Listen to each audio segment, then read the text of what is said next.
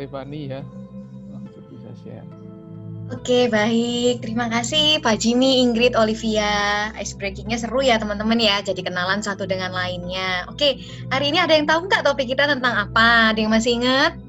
Kita mau diskusi tentang apa?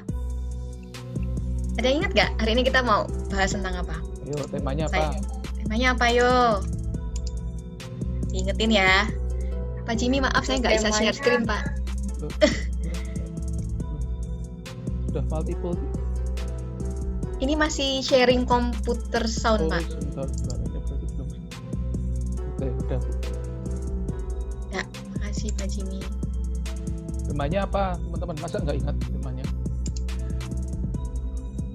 Apa ya temanya ya? Sisi gelap manusia. Yes, betul. Sisi gelap manusia ya. Ini ya kita mau bahas tentang ini ya teman-teman ya. Nah, penasaran ya, kenapa sih gitu ya manusia kok punya sisi gelap? Padahal selama ini yang kita lihat tuh yang baik-baik aja gitu ya. Ini sebenarnya nyambung sama topik yang pernah disampaikan sama Pak Jimmy minggu lalu. Teman-teman ingat gak topik minggu lalu tentang apa? Yang ada 4 jendela itu loh teman-teman. Iya, tentang apa yuk? Namanya apa? Namanya apa teman-teman? Untuk mengenal diri itu apa? Depannya J. Jimmy. Apa teman-teman? Depannya Johari Windows. Ya betul Raka. Berarti good ingatannya masih ciamik ini ya. Jadi nyambung teman-teman dari yang Johari Window. Teman-teman tahu ya ada yang namanya hidden area dan yang namanya blind area ya. Jadi ada yang kita nggak tahu tapi orang lain tahu gitu ya. Atau sebaliknya orang lain nggak tahu kita juga nggak tahu teman-teman gitu ya. Nah itu yang nanti kita akan ulas ya. Jadi bisa jadi itu merupakan bagian dari sisi gelapnya manusia. Karena biasanya sisi gelap manusia ini kan bagian dari kepribadian ya teman-teman ya. Nah ini saya nanti mau kasih satu permainan gitu ya ke teman-teman ya. Tapi lewat Mentimeter. Mungkin teman-teman sudah pernah ada yang tahu ya permainan tentang Mentimeter ya. Jadi sisi gelap manusia ini merupakan bagian dari kepribadian manusia ya. Kalau teman-teman nanti belajar tentang psikologi di semester 1, teman-teman sudah langsung dapat mata kuliah yang namanya psikologi kepribadian gitu ya. Jadi orang itu, manusia itu kan cenderungnya menampilkan kepribadian yang baik ya teman-teman ya. Gitu ya, kepribadian yang baik itu yang cenderung ditampilkan. Nah, justru yang negatif itu biasanya ditutupi ya, ditekan ke alam bawah sadar gitu ya, supaya orang lain itu juga tidak tahu gitu. Tapi kenyataannya sisi gelap ini, sisi yang negatif ini kadang muncul teman-teman gitu ya. Makanya kenapa banyak kriminalitas di sekitar kita ya. Kok bisa ayah itu memperkosa anaknya sendiri?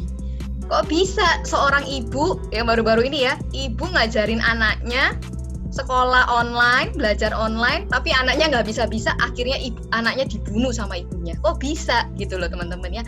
Ya itu tadi, itu merupakan ada sisi gelapnya manusia ya, yang tanpa kita sadari itu ternyata bisa keluar juga gitu teman-teman ya. Itu yang nanti kita mau bahas. Nah, saya mau bahas tentang kepribadian dulu, karena sisi gelap manusia ini ya teman-teman ya, ini kan bagian dari kepribadian. Nah teman-teman, ini saya mau share screen tentang Mentimeter ya. Coba teman-teman nanti buka HP-nya teman-teman ya. Ini saya share screen dulu ya. Nah, coba teman-teman gambarkan kepribadian teman-teman dengan 1-2 kata. Ya, kalau teman-teman diminta untuk mengidentifikasi kepribadianku tuh apa sih gitu ya. Coba diidentifikasi dengan 1-2 kata aja. Gak usah banyak-banyak. Kira-kira kepribadian teman-teman itu apa? Ini lanjut dari yang kemarin pembahasannya Pak Jimmy tentang Johari Window. Cukup kenal nggak gitu? Silakan teman-teman. Dibuka ya, www.menti.com. Nah ini Kak Ingrid sudah tuliskan di chat.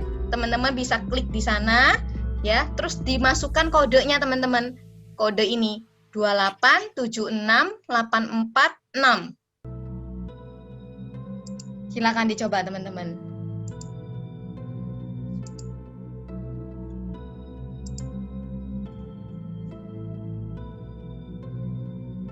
Coba kalau kita mau mengenal diri kita ya, sebelum kita bahas sisi gelap, Kira-kira kalau teman-teman diminta untuk mengidentifikasi kepribadianku dalam 1-2 kata, aku orangnya seperti apa sih? Gitu.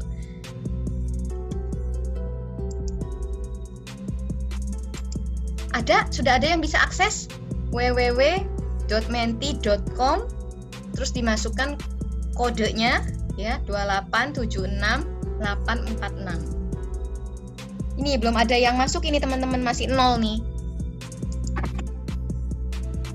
Nah, sudah ada.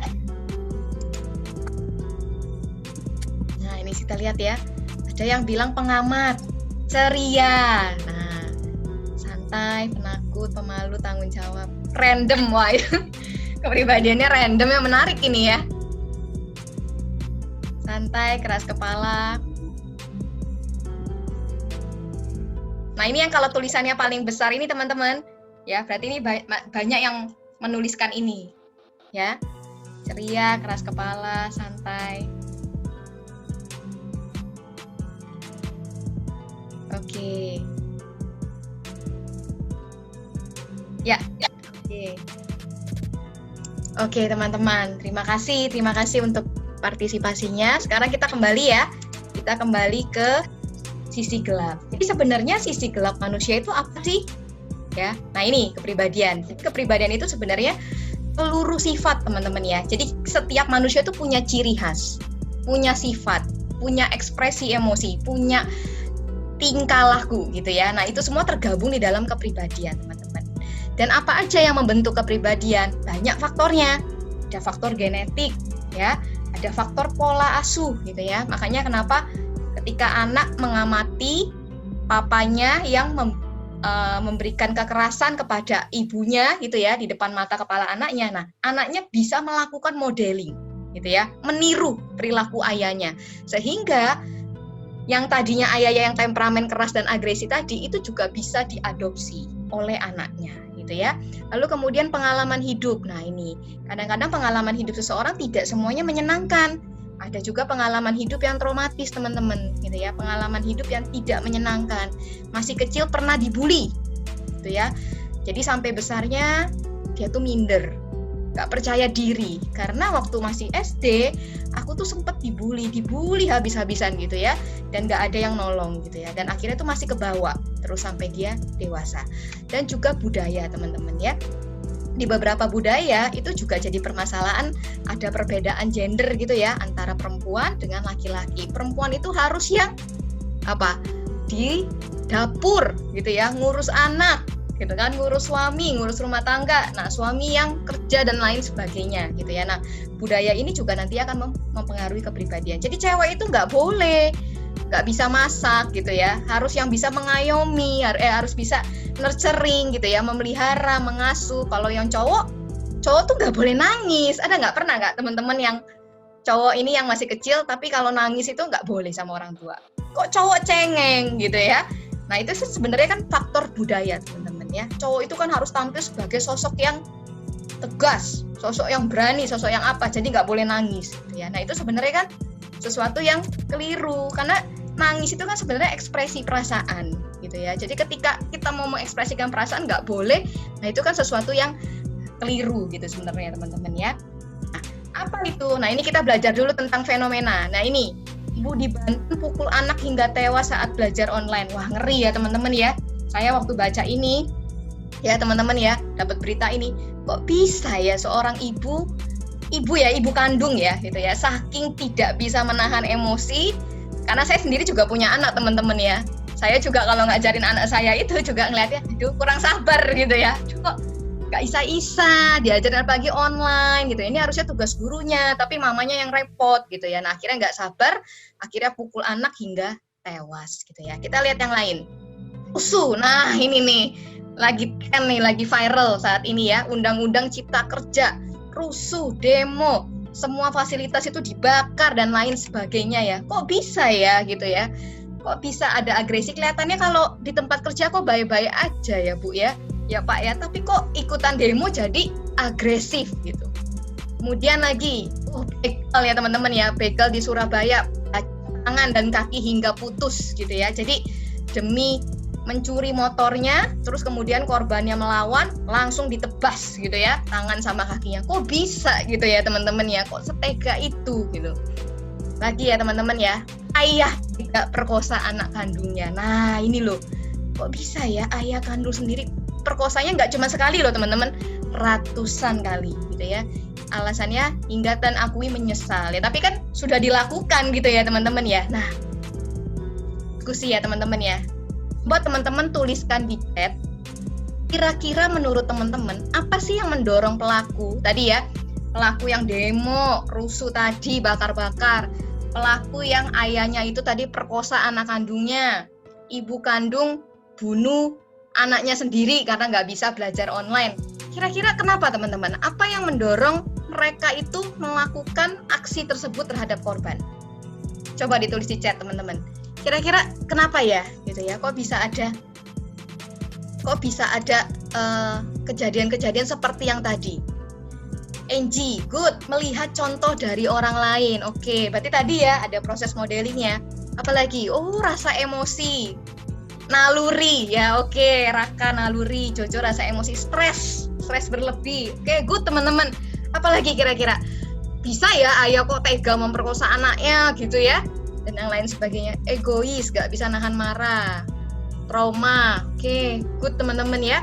Nah, ini sebenarnya ada kaitan dengan tema kita teman-teman ya. Ada kaitannya dengan tema kita yang sisi gelap manusia tadi gitu ya. Jadi kejadian-kejadian tadi itu sebenarnya bagian dari sisi gelap manusia yang tidak kita ketahui itu ya. Nah, kita sekarang lanjut ke ini nggak bisa saja. Oke. Nah, apakah setiap manusia punya sisi gelap, teman-teman? Gimana teman-teman? Jawaban teman-teman gimana? Punya nggak setiap manusia itu? Boleh ditulis di chat. Boleh ditulis di chat, teman-teman. Punya. Oke, punya ya. Benar teman-teman. Jawabannya punya ya. Manusia itu punya sisi gelap. Nah, kalau di dalam istilah psikologi teman-teman, teori psikologi itu dikenal dengan istilah yang namanya shadow. Jadi kalau bahasa Indonesia itu kita sebutnya bayangan gitu ya. Bayangan gelap. Kan kalau bayangannya hitam ya teman-teman ya warnanya ya. Gak ada bayangan yang putih, kuning, pink gitu kan gak ada.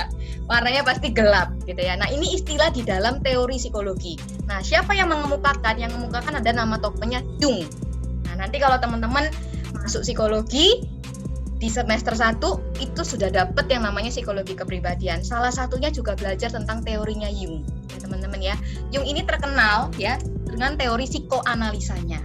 Ya, jadi itu tadi psikoanalisa belajarnya bahwa manusia, kepribadian manusia itu juga ada yang alam bawah sadarnya gitu ya teman-teman ya. Nah, jadi ini menggambarkan sisi terdalam ya. Kalau namanya terdalam itu kan susah ya teman-teman ya, mau dikuak keluarkan sulit gitu ya, karena ini sisi yang tersembunyi, yang terdalam dari kepribadian manusia ya. Dan pola dasar ini ya tadi ya, sisi gelap tadi itu juga tidak hanya dimiliki oleh satu individu, tapi juga oleh kelompok individu teman-teman ya. Contohnya kelompok agama tertentu, kelompok politik tertentu gitu ya. Dan ini merupakan warisan ya, warisan turun temurun teman-teman. Jadi kakek nenek kita juga punya shadow tadi, juga punya sisi gelap tadi gitu teman-teman ya. Dan ini diturunkan dari satu generasi ke generasi yang lain. Nah, makanya kenapa kadang-kadang ada kelompok-kelompok radikal gitu ya. Saya nggak usah sebut nama kelompoknya, pokoknya ada kelompok-kelompok radikal yang melakukan kekerasan itu atas dasar kemanusiaan. Ya nggak apa-apa melakukan kekerasan, ini kan demi membela keadilan, demi memperjuangkan hak asasi. Jadi kekerasan nggak masalah, gitu ya.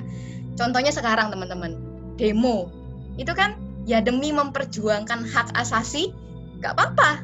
Merusak fasilitas gitu ya, menyakiti orang lain itu nggak apa-apa ya. Dan ini tuh tanpa kita sadari kita pelajari loh teman-teman, diturunkan ya. Jadi diturunkan kakek nenek kita kan dulu juga punya, kita pun juga punya ya. Dan ini sesuatu yang tidak kita sadari teman-teman, banyakan tidak kita sadari gitu ya.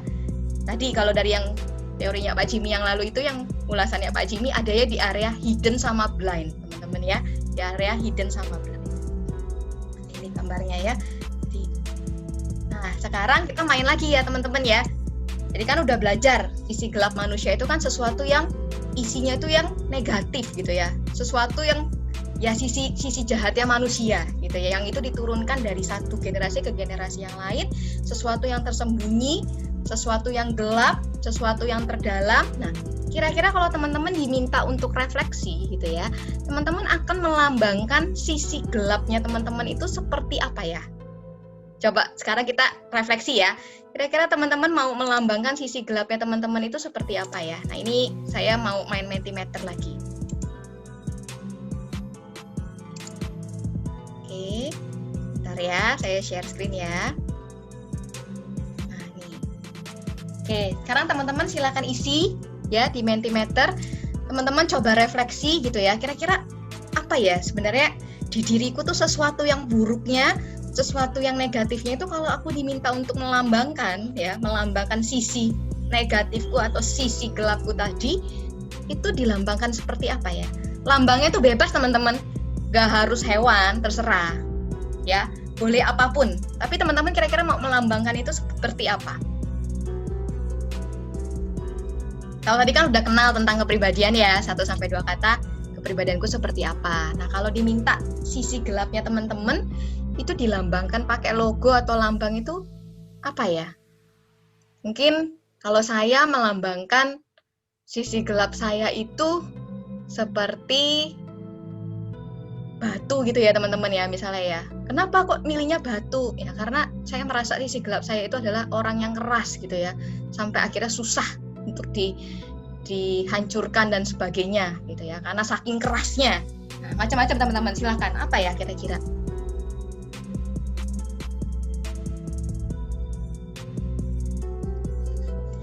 Tisu, kepiting, sama. Oke.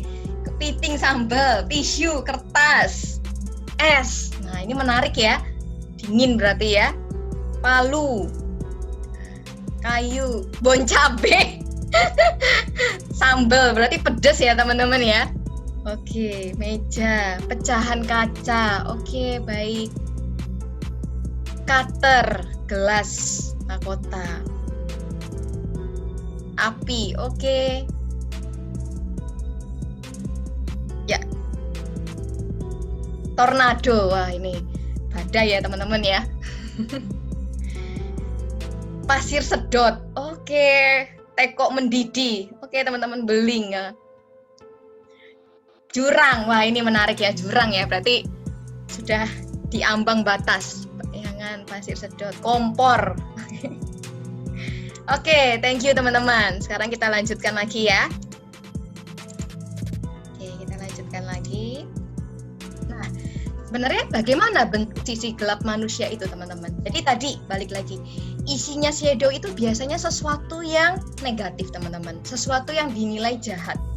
Bisa juga kelemahan kita ya, kelemahan kita itu juga bisa. Sesuatu yang membawa hal yang negatif gitu ya. Contohnya apa? Kayak tadi misalnya, ayah itu kok tega memperkosa anak kandungnya sendiri karena ada shadow nafsu seksual. Tidak tertahankan lagi hasrat seksualnya. Nafsu seksualnya itu sudah tidak terbendung lagi. Lihat anaknya yang sudah ABG gitu ya, sudah remaja, makin cantik gitu ya. Akhirnya sudah tidak tertahankan, shadow-nya keluar gitu ya teman-teman ya. Kemarahan, dendam ya, kebencian, agresi dan lain sebagainya ya. Kemarahan tadi, kenapa ibu yang udah nggak sabar ngajarin anaknya akhirnya memberikan kekerasan sampai anaknya meninggal gitu ya. Nah, biasanya perasaan terdalam atau sisi gelap ini itu tidak ingin kita akui teman-teman ya. Kita tidak ingin kita akui dan kita tidak ingin orang lain juga tahu gitu ya. Makanya areanya tadi masuk di hidden ya, sesuatu yang kita sembunyikan gitu ya. Tapi kadang-kadang kita tahu nggak Bu? Tahu. Kadang-kadang kita sadar akan kelemahan itu. Kadang-kadang kita sadar akan sesuatu yang negatif di dalam diri kita. Tapi ditekan teman-teman. Ditekan, disembunyikan. Nah, kalau di dalam istilahnya Freud ya, ada teori kepribadian ya. Mungkin teman-teman pernah dengar ya, tokoh yang namanya Freud. Nah, Freud itu bilang bahwa mekanisme pertahanan diri manusia itu salah satunya represi. Menekan sesuatu yang buruk tadi ke alam bawah sadar. Ya, disembunyikan teman-teman. Nah, sisi gelap manusia atau shadow tadi itu juga coba direpresi, ditekan dalam-dalam ya. Dan Jung ini karena kan memang istilah shadow ini kan dari Jung mengatakan shadow inilah yang banyak berperan untuk gangguan psikologis atau kejahatan yang dilakukan oleh manusia gitu ya. Jadi makanya kenapa manusia itu bisa melakukan kriminalitas, kenapa terus kemudian ada gangguan psikologis tertentu, kenapa ya kok bisa muncul depresi, kenapa ya kok bisa muncul gangguan mood dan lain sebagainya ya. Nah ini tadi cerita saya. Jadi kelompok-kelompok tertentu membenarkan tindakan kekerasan terhadap kemanusiaan. Oke, selanjutnya, apakah setiap orang sadar akan dirinya? Nah tadi ya, saya jawab ya, shadow ini ada dalam diri kita semua dan orang-orang kadang-kadang menyadarinya, kadang-kadang menyangkal. Berarti kalau disangkal itu dia sadar nggak? Sadar teman-teman, tapi disangkal ya. Tapi ada juga yang tidak sadar. Makanya kenapa kadang-kadang kita punya temen, kok sifat negatifnya itu loh dipelihara aja, ada aja, kok nggak berubah-berubah gitu ya. Karena bisa jadi dia nggak sadar bahwa dia punya sisi negatif itu. Tapi orang lain yang sadar gitu ya, kalau dia punya sisi negatifnya. Kemudian, nah ini yang kadang jadi efek negatifnya teman-teman.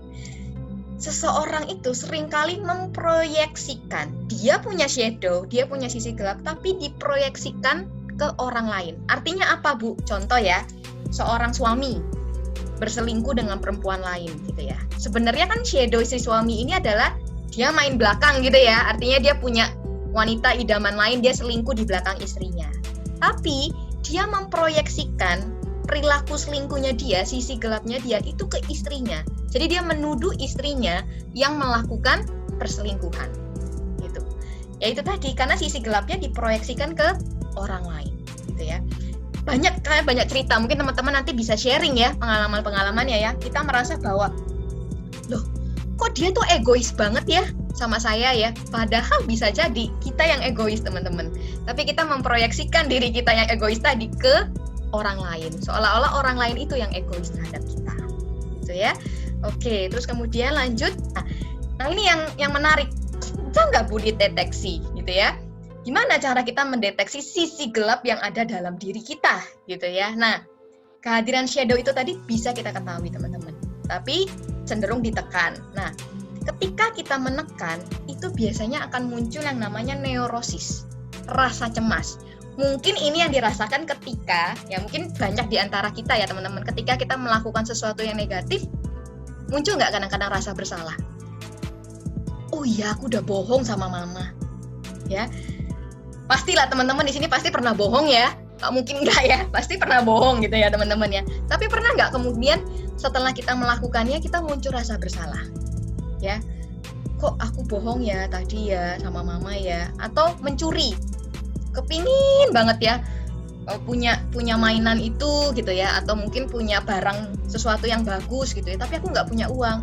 Dilihat di meja ada uangnya mama nganggur gitu ya, terus tak kantongi, terus tak beli, tapi habis sudah beli itu nyesel gitu ya. Nah, perasaan cemas tadi teman-teman, rasa cemas, rasa bersalah tadi itu disebutnya dengan neurosis teman-teman ya. Rasa cemas yang mengikuti tadi karena kita mencoba itu untuk menekan. Udahlah lupain aja lah, mama juga nggak tahu kok. Kalau nggak tahu ya sudahlah, nggak usah bilang. Tapi rasa cemasnya tetap ada ya.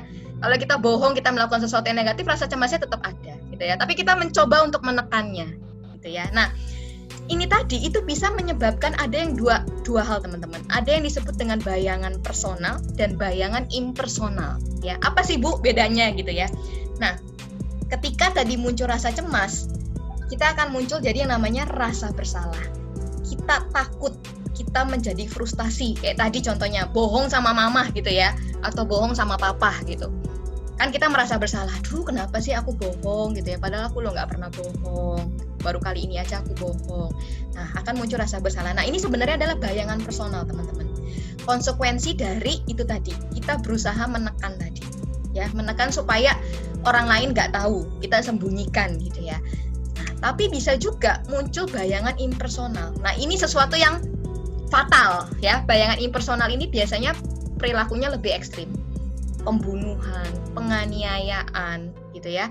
Kemudian kekerasan dan lain sebagainya. Bayangan impersonal ini yang banyak muncul di berita-berita teman-teman ya. Berita-berita atau konsekuensi kok seorang ayah, kayak tadi contohnya ayah yang memperkosa anaknya. Karena itu tadi, dia itu kan berusaha menekan, ya. Kan dia punya nafsu seksual nih, hasrat seksual yang sudah tidak tertahankan tapi dicoba ditekan ya. Tapi nggak bisa teman-teman, muncul neurosis, muncul rasa cemas. Kalau aku tidak menyalurkannya, aku merasa cemas gitu ya. Nah, akhirnya jadi yang muncul adalah bayangan impersonal. Dia memperkosa anaknya sendiri. Gitu.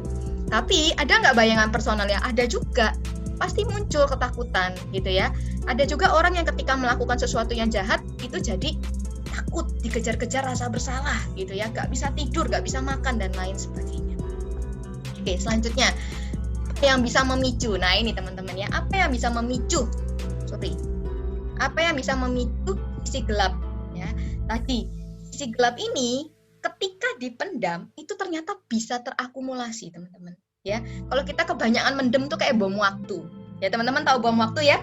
Jadi kan kalau lama-lama akan meledak gitu ya. Dan ketika itu meledak, ketika kita sudah tidak bisa mengendalikan diri kita lagi, nah ini jadi sulit dikontrol. Gitu ya. Perilaku yang keluar itu akhirnya sisi gelap kita tadi itu akan jadi keluar jadi perilaku yang jahat, ya, perilaku yang jahat tadi. Karena kita sudah tidak bisa mengendalikan, terus terakumulasi karena isinya kan sesuatu yang negatif terus, sesuatu yang jahat terus.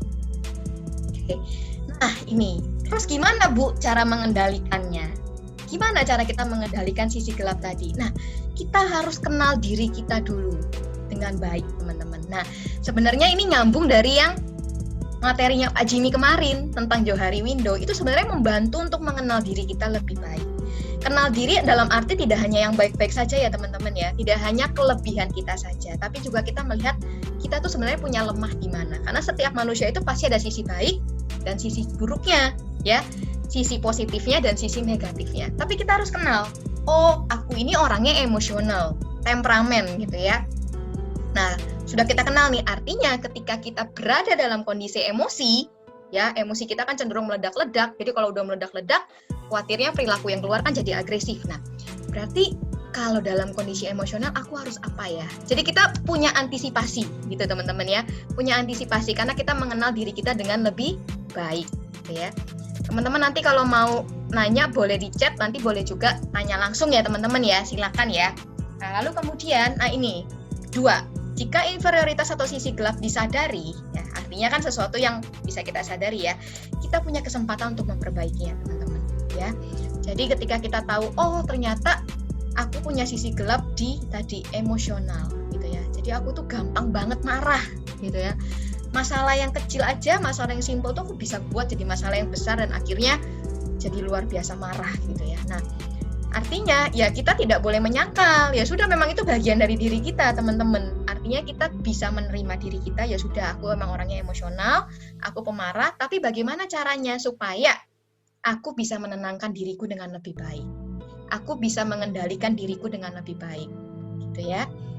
Jadi kita juga juga fokus pada kelemahan diri kita supaya kelemahan diri kita bisa kita perbaiki. Lalu berikutnya, lakukan upaya-upaya positif untuk terus mencapai pertumbuhan pribadi. Nah, balik lagi. Sisi gelap ini, teman-teman, kalau misalnya dipicu, kita gabung ke komunitas yang salah, ya. Contoh, kita punya sisi agresivitas yang besar, sisi gelap kita, gitu ya. Tadi emosional tadi. Gabungnya ke geng motor gitu ya, teman-teman ya.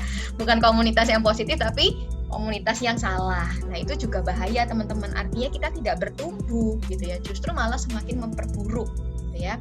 Jadi bergabunglah dengan komunitas-komunitas yang memang bisa menumbuhkan pribadi kita menjadi lebih baik ya. Dan terlibatlah di dalam aktivitas yang positif gitu ya. Jadi jangan, loh kalau gitu gimana Bu? Aku sangkal aja ya sisi gelapku ya. Karena menyangkal terus juga percuma teman-teman. Kita mendem terus lama-lama akan terakumulasi. Tapi kita coba terima, coba cari cara gimana ya supaya kita bisa mengendalikannya, mengontrolnya, mungkin memperbaikinya sedikit gitu ya supaya tidak meledak gitu ya. Kemudian juga yang berikutnya adalah kita peka dengan perasaan yang kita rasakan. Jadi ketika kita mengalami perasaan yang negatif atau membuat tidak nyaman, jangan dipaksakan teman-teman ya, jangan dipaksakan. Tapi ambillah waktu sejenak untuk kita bisa menenangkan diri, mengevaluasi diri, mengoreksi diri. Sebagai contoh tadi ya, ibu gak sabar kan sama anaknya kan, lagi ngajarin kan. Nah, kalau terus-terusan, pokoknya hari ini juga harus selesai tugasnya, gitu ya. Pokoknya aku nggak mau tahu. Nah, itu kan artinya memaksakan diri, teman-teman. Sampai akhirnya terjadilah sesuatu yang tidak diinginkan. Anaknya meninggal di tangan ibunya sendiri. Kalau memang sudah tahu emosional, kurang sabar, ambillah waktu, ambillah jarak, gitu ya, untuk tenangin diri dulu. Ambil nafas dulu, gitu ya. Sambil koreksi diri, oke, cari cara. Nah, ketika sudah tenang, baru kita ajarin lagi anaknya. Gitu. Ya. Oke teman-teman, ini, nah, itu teman-teman materinya. Ada yang mau tanya kah? Silakan teman-teman kalau ada yang mau tanya.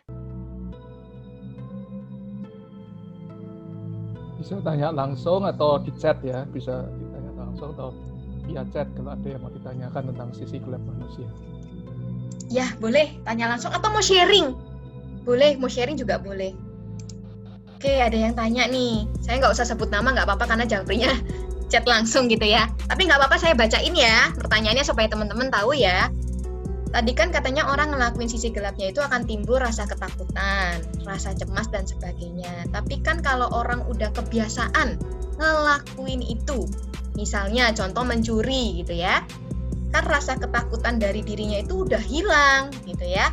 Jadi apakah kalau orang yang udah kebiasaan melakukan suatu hal dari sisi gelapnya, dia sudah nggak bisa merasakan neurotik itu ya Bu? Nah, tadi ya teman-teman ya, neurotik tadi atau neurosis tadi kan menimbulkan bayangan personal dan impersonal ya.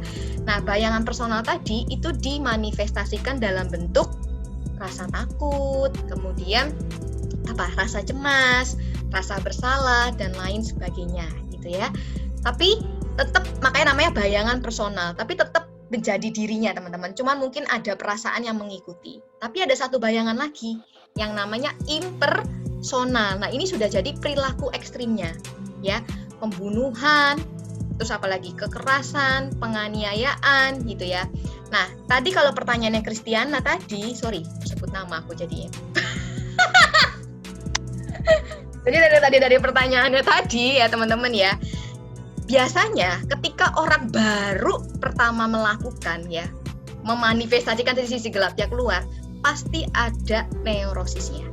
Pasti dia merasa takut, pasti dia merasa cemas, pasti dia merasa bersalah. Tapi balik lagi, itu kan sesuatu yang ditekan. Ya, jadi dia coba tekan lagi gitu ya, rasa-rasa takut, rasa bersalah ditekan lagi sampai akhirnya tadi muncullah bayangan impersonalnya. Ya.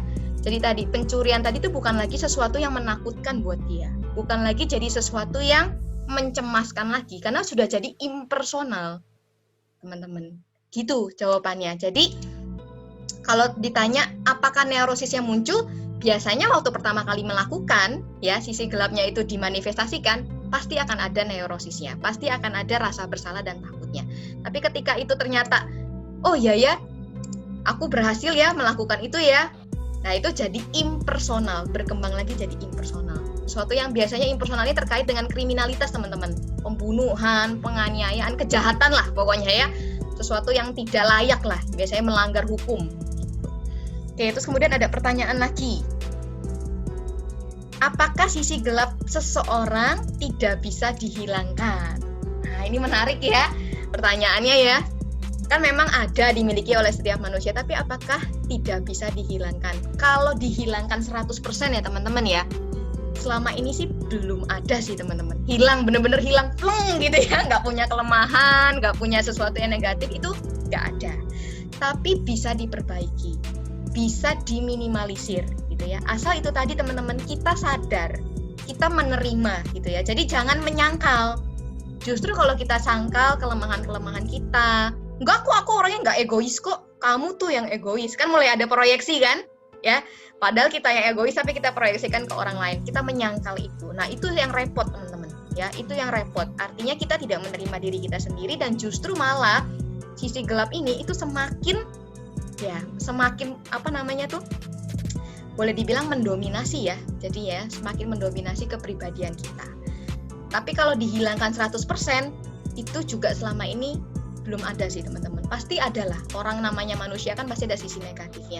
Tapi bagaimana kita mengendalikan? Nah itu mungkin bahasa tepatnya ya. Bahasa tepatnya itu tadi yang nanya, apakah sisi gelap itu bisa dihilangkan? Tidak bisa dihilangkan, tapi bisa dikendalikan, bisa dikontrol. Oke, ada lagi nggak yang tanya? Menarik nih. Masa baru 2 orang aja nih yang nanya? Ayo, mungkin punya pengalaman atau sharing? Bu, ada yang nanya, Bu. Boleh, silakan. Kalau sudah menjadi impersonal, apa tidak bisa kembali lagi? Atau kembali tidak melakukan hal-hal impersonal tersebut? Nah, ini menarik nih teman-teman. Saya baru baca berita teman-teman ya. Jadi, teman-teman baca nggak ada seorang anak umur 9 tahun itu meninggal karena melindungi mamanya yang mau diperkosa. Baca nggak teman-teman? Itu di Line Today itu teman-teman, ada itu. Di Line Today ada, di berita ada. Ada ya Pak Jimmy ya? Jadi dia jadi seorang anak itu mati ya, dibacok ya, itu area lehernya ya teman-teman, karena dia itu menyelamatkan mamanya yang, jadi dia ngelihat dengan mata kepalanya mamanya mau diperkosa oleh seorang laki-laki gitu ya, pasti laki-laki lah. Nah, ternyata pelakunya ini teman-teman itu baru keluar dari penjara. Jadi kalau saya baca beritanya, pelaku yang pemerkosaan ini baru keluar dari penjara atas kasus pembunuhan. Jadi ya apa ya? Jadi sebenarnya itu sudah pernah melakukan pembunuhan, terus keluar dari penjara, terus memperkosa gitu ya. Berarti kan bayangan impersonalnya kan belum hilang ya, gitu ya. Akan terus ngikut gitu ya. Nah, ini yang sebenarnya perlu kita garis bawahi teman-teman ya. Kita perlu cek lagi apakah itu memang bayangan impersonal atau sudah menjadi gangguan psikologis teman-teman. Mungkin teman-teman pernah tahu dengar yang namanya psikopat ya. Jadi ketika orang melakukan sesuatu kejahatan, sesuatu yang merusak orang lain, tapi tidak disertai dengan rasa bersalah, gitu ya. Malah itu menjadi sesuatu yang menyenangkan, gitu ya. Jadi membunuh, saya pernah baca ya kasusnya teman-teman ya, ini di luar negeri tapi ya. Jadi dia itu punya kepribadian psikopat tadi, gitu ya. Dia itu pegang pistol, gitu ya. Dia isi bensin di pom bensin, gitu ya. Terus karena iseng lagi nggak ada kerjaan, dia keluarin pistolnya. Nah, terus pom bensinnya petugas pom bensinnya itu disuruh berlutut seperti sujud ke dia gitu ya. Ya takut lah pasti ya. Ayo kamu kalau nggak mau saya tembak, kamu harus minta maaf ke saya, bersujud minta ampun supaya jangan dibunuh gitu. Jadi seperti memohon gitu ya. Karena ketakutan, petugas pom bensinnya yang memohon, bersujud gitu ya.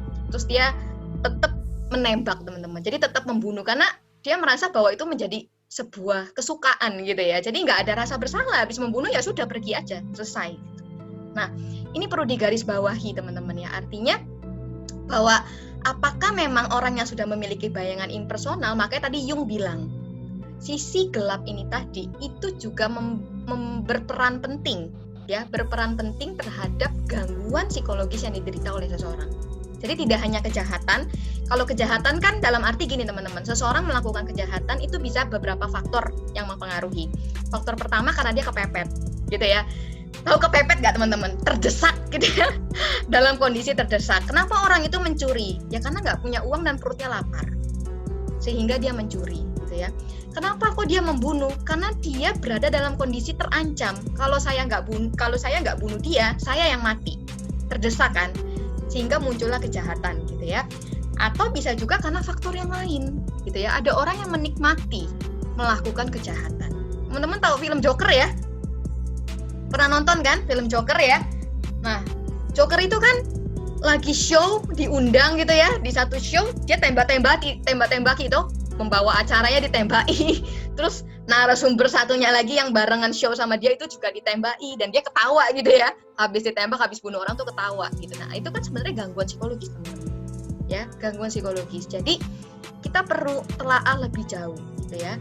Tapi pertanyaannya apakah bisa diperbaiki? Tergantung tingkat keparahannya teman-teman. Ya, tergantung tingkat keparahannya gitu ya. Karena kalau misalnya memang terbukti dia punya gangguan psikologi, sebenarnya tempatnya bukan di penjara.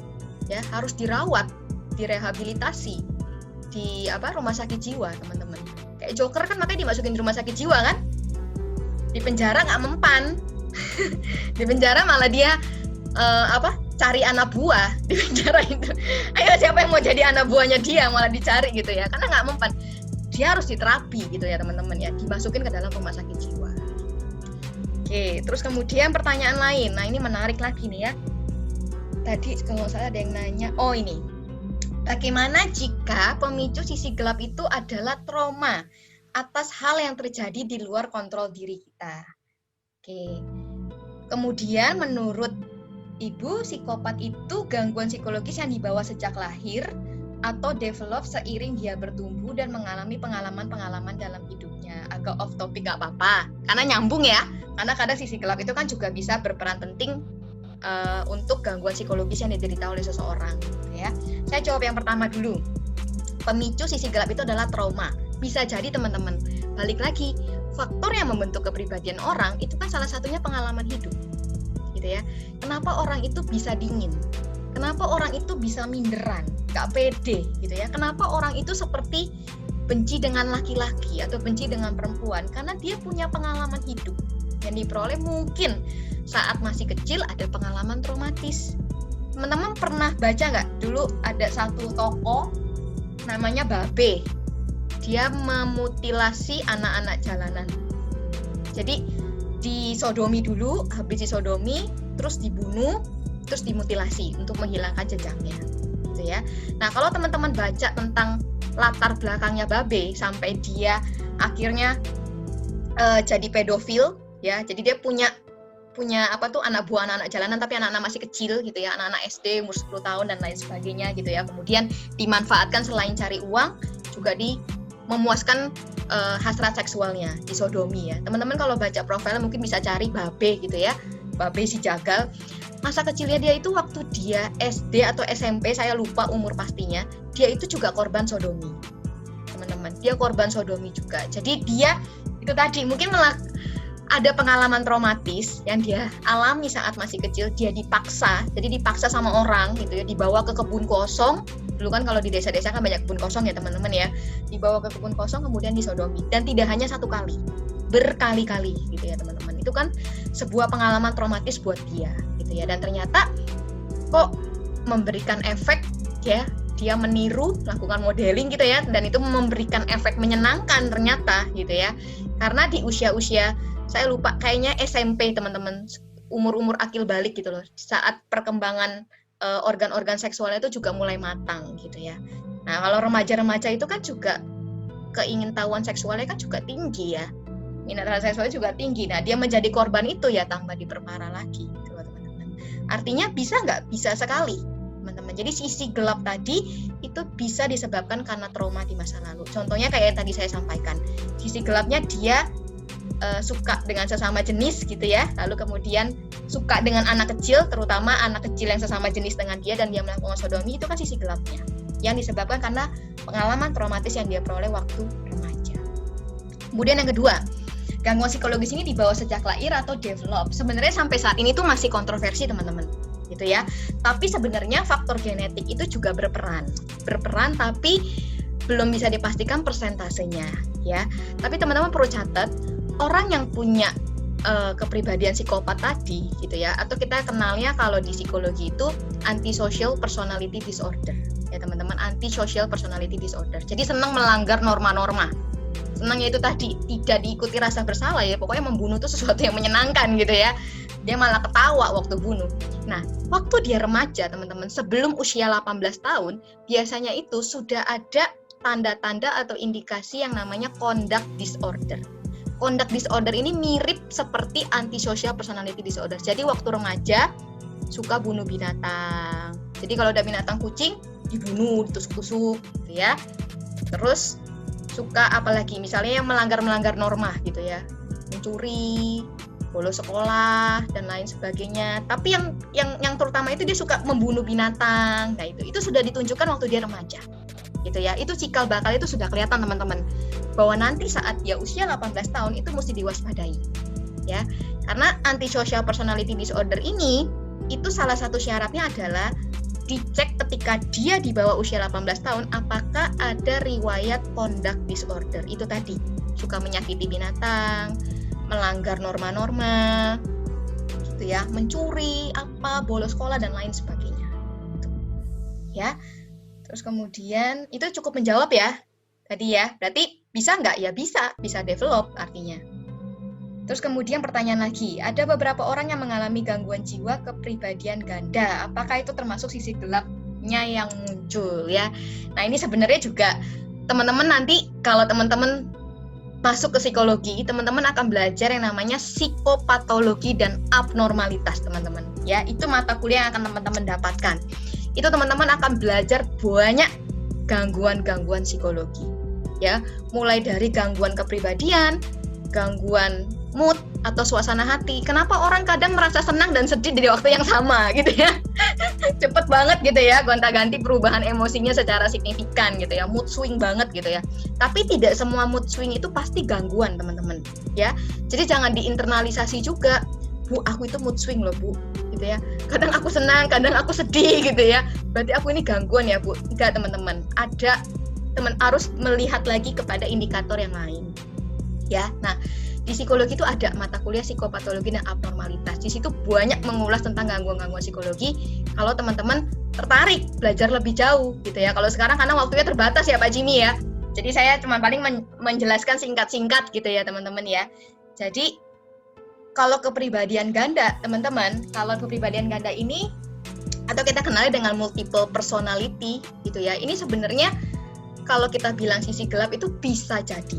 Ya, karena biasanya kalau orang yang mengalami gangguan kepribadian ganda masa kecilnya itu biasanya mengalami kekerasan, teman-teman.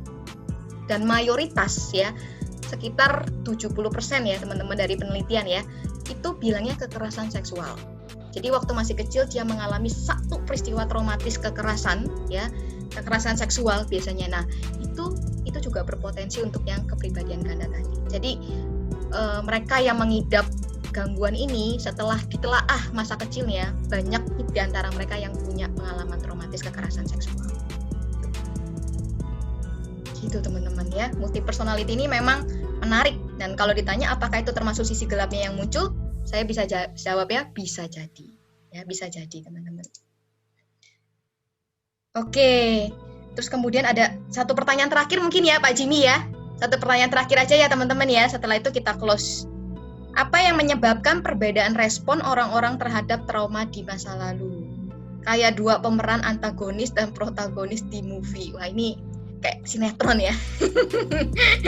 Sama-sama ada masa lalu, tapi yang satu jadi hero, satunya jadi penjahat gitu ya teman-teman ya. Nah, sama teman-teman kalau belajar di Jung ya, di Jung itu kan juga ada teman-teman yang namanya hero ya, archetype kalau teman-teman belajar gitu ya.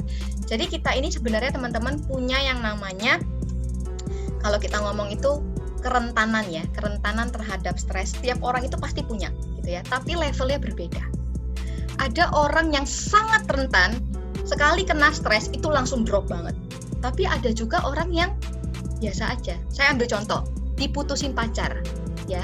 Teman-teman pernah lihat nggak? Mungkin punya pengalaman atau mungkin orang-orang di sekitar teman-teman ya, salah mungkin ya kenalan dan lain sebagainya. Diputusin pacar tuh ada yang sampai bunuh diri, ngurung diri di kamar, nggak mau makan, nggak mau tidur ya. Dulu saya pernah punya mahasiswa teman-teman. Mahasiswa saya dulu ngajar di Jakarta sebelum saya pindah ke Surabaya gitu ya. Saya pernah punya mahasiswa gitu ya. Mahasiswa saya ini diputusin pacar ya, diputusin pacar, terus dia nggak mau kuliah, akhirnya keluar, resign teman-teman gitu ya. Padahal cuman masalah putus cinta gitu ya, sampai akhirnya nggak mau kuliah, nggak mau ngapa-ngapain, ngurung diri kayak orang depresi. Mamanya bingung, papanya bingung, akhirnya memutuskan sudahlah nggak usah kuliah lah daripada nggak jelas kayak gini. Dan anak itu akhirnya dibawa ke psikiater teman-teman, karena bener-bener depresi gitu ya. Tapi ada juga orang yang diputusin pacar happy nggak? Ya biasa aja, cari lagi pacar yang lain karena belum jodoh sama si pacar ini gitu ya. Jadi kita ini punya yang namanya stress vulnerability teman-teman, kerentanan terhadap stres, dan tiap orang itu levelnya berbeda. Makanya ada orang yang resiliennya bagus, daya lentingnya bagus, daya tahannya bagus, tapi ada orang juga yang gampang down. Oke, saya rasa cukup itu aja ya. Saya kembalikan ke Pak Jimmy. Terima kasih banyak teman-teman untuk partisipasinya, keaktifannya gitu ya. Nanti kalau ada yang mau ngobrol-ngobrol lagi boleh. Wih, luar biasa. Kasih applause teman-teman. Dikasih reaction-nya, bisa applause, bisa trompet, bisa apa, silakan. Yang merasa dapat banyak manfaat silahkan ya.